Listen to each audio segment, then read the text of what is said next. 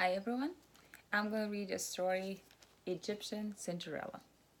It's a fairy tale that's equivalent to just Cinderella, the original one, but with the Egyptian take on it. The story is by Shirley Clément, illustrated by Ruth Heller.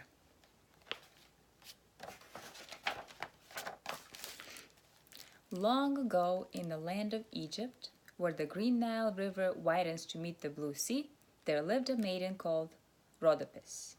When she was still a small child, Rhodopis had been stolen by pirates. She was snatched from her home in Greece, taken across the sea to Egypt, and there sold as a slave. Like the Egyptian servant girls, Rhodopis went to the water's edge each day to wash clothes or to gather the reeds that grew along the riverbank. But Rhodopis looked different from the Egyptian girls. Their eyes were brown and hers were green. Their hair hung straight to their shoulders, while the breeze blew hers into tangles. Their skin glowed like copper, but her pale skin burned red beneath the sun. That was how she got her name, for Rhodopis meant rosy-cheeked in Greek. "Rosy Rhodopis!" scoffed the servant girls, hissing her name between their teeth. Rhodopis pretended not to hear, but she blushed rosier than ever.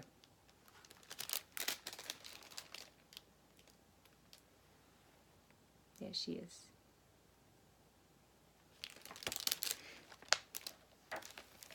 Although her master was kind, he was old and liked to doze beneath a fig tree. He seldom heard the servant girls tease Rhodopis. He never saw them ordering her about. "Hurry, Rhodopis!" they would shout at her. "The geese are in the garden, eating up the onions." "Mend my robe!" "I'm hungry, Rhodopis. Make the bread!" Rhodopis always hurried to do their bidding, for the Egyptian girls were household servants, and she was only a slave.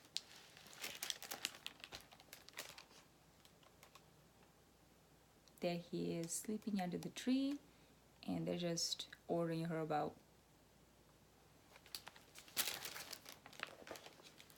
Rhodopis found friends among the animals instead. Birds ate crumbs from her hands. She coaxed a monkey to sit upon her shoulder and charmed a hippopotamus with her songs. It would raise its huge head from the muddy river and prick its small ears to listen. Sometimes, when her chores were done and the day had cooled, Rhodopis would dance for her animal companions. She twirled so lightly that her tiny bare feet scarcely touched the ground. One evening, her master awakened to see her dance. "No goddess is more nimble," he called out. "Such a gift deserves reward." He tucked his chin whiskers, thinking, and then declared, "You shall go barefoot no longer."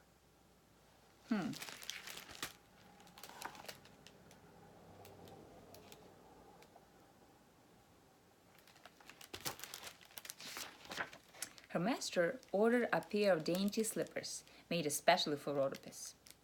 The soles were of real leather, and the toes were gilded with rose-red gold. Now, when Rhodopis danced, her feet sparkled like fireflies. The rose-red slippers set Rhodopis more apart than ever. The Egyptian servant girls were jealous, for they wore clumsy sandals woven from papyrus. Out of the spite, they found new tasks for her to do, keeping Rhodopis so busy that she was too tired to dance at night. One evening, Kippa, who was chief among the servant girls, announced, "Tomorrow we sail for Memphis to see the Pharaoh. His Majesty is going to hold court for all his subjects." "There will be musicians and dancing," said another servant girl, eyeing the rose-red slippers. "There will be feasting," added a third. "Poor Rhodopis, you must stay behind," Kippa jeered. "You have linen to wash and grain to grind and the garden to weed." So there they are, making more work for her.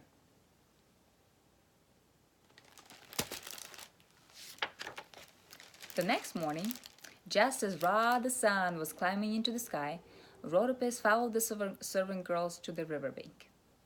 Kippa wore a necklace of blue beads. Bracelet jingled on the wrist of the second. The third had tied a many-colored sash about her waist. Although Rhodopis wore a plain tunic, on her feet were the rose-red slippers. Perhaps they will let me come along to see the pharaoh after all, she thought. But the three servant girls pulled the raft around the bend of the river without giving Rhodopis a backward glance. Rhodopis sighed and turned to the basket piled high with dirty clothes. Wash the linen, weed the garden, grind the grain. She slapped the wooden paddle against the cloth in time to her song. The hippopotamus, tired of so dull a tune, pushed out of the reeds and splashed into the river. "Shame!" cried Rhodopis, shaking her paddle. "You splattered mud on my beautiful slippers!" Ay, ay, ay. Let's see what happens.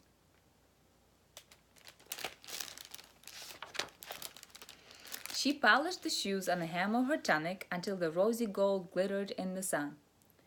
Then she carefully put them on the bank behind her. Wash the linen, weed the garden. Rhodopis began again to sing, when suddenly a shadow fell on the water. Rhodopis jumped up. A great falcon, a symbol of the god Horus, circled in the sky with wings spread so wide that they blotted out the sun. "Greetings to you, proud Horus." Rhodopis bowed her head and felt a rush of air on the back of her neck. It's a big falcon.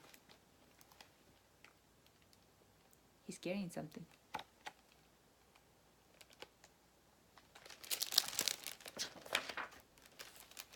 When Rhodopis dared to lift her eyes, she saw the falcon soar away. Dangling from his talons was one of her beautiful slippers. "Stop!" she pleaded. "Come back!" But the bird did not heed her. He flew toward the sun until he was no more than a dark speck against the gold. Rhodopis bit her tongue. One shoe was worse than none at all. Now she would have to dance like a stork, hopping about 1 foot, and even the monkey would laugh.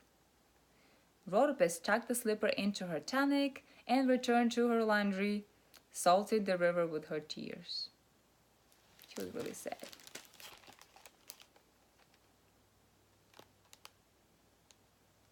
She only got one slipper left. After Rhodopis had lost sight of the falcon, the mighty bird followed the course of the Nile to the city of Memphis, to the square where the pharaoh was holding court. There, the falcon watched and waited. The pharaoh's name was Amasis. On his head, he wore the red and white crown of the two Egypts. The double crown was heavy and pinched his ears.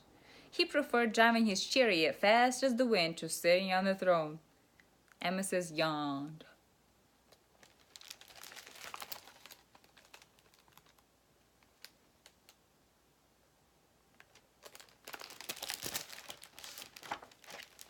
At that very moment, the falcon dropped the rose-red slipper into his lap. The slipper was so bright that Amasis thought it was a scrap of the sun. Then he saw the falcon wheeling overhead. "The god Horus sends me a sign," exclaimed the pharaoh. He picked up the rose-red slipper. "Every maiden in Egypt must try this shoe. She whose foot it will fit shall be my queen. That is the will of the gods." Amasis dismissed the court, called for his chariot, and began his search at once.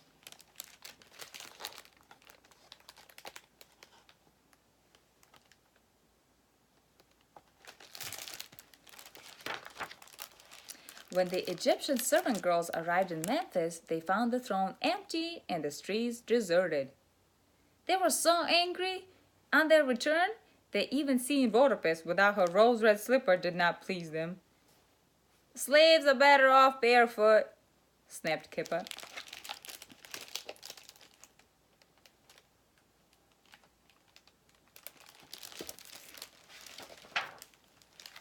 The pharaoh journeyed to distant cities. He trekked the desert where pyramids tower over the sand. He climbed the steep cliffs where falcons nest. The rose-red slipper was always in his hand. Wherever he went, women and girls, rich or poor, flocked to try on the slipper. But none could fit into such a small shoe.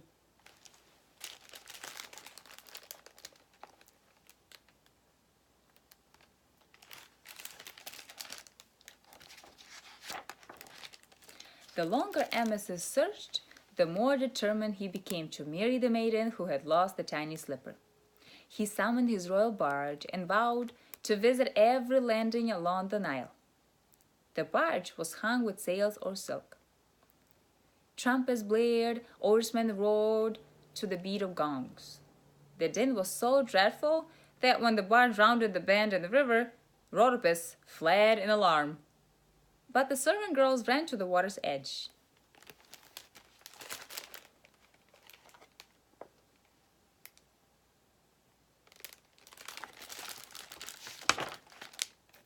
"Now we will see the pharaoh," cried Kippa. Amasis held up the rose-red slipper. "Whoever can wear this shoe shall be my queen." The servant girls knew that shoe, and knew its owner too. Yet they clapped their hands over their mouth and said nothing. If one of them could wear it. First Kippa, then the others tried to put on the slipper.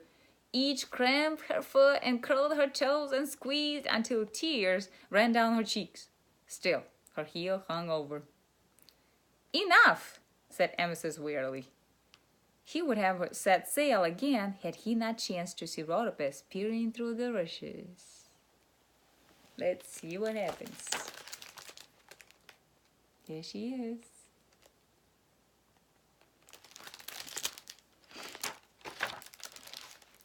"Come," he commanded. "You must try this rose-red slipper." The servant girls gawked, open-mouthed, as the pharaoh kneeled before Rhodopis. He slipped the tiny shoe on her foot with ease. Then Rhodopis pulled its mate from the folds of her tunic. She pulled another one out.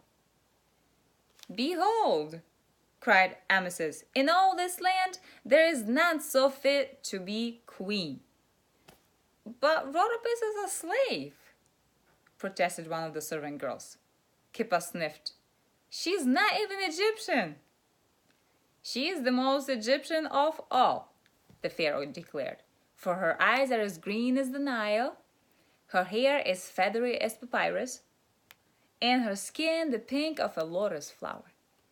The pharaoh led Rhodopis to the royal barge, and with every step her rose-red slippers winked and sparkled in the sun.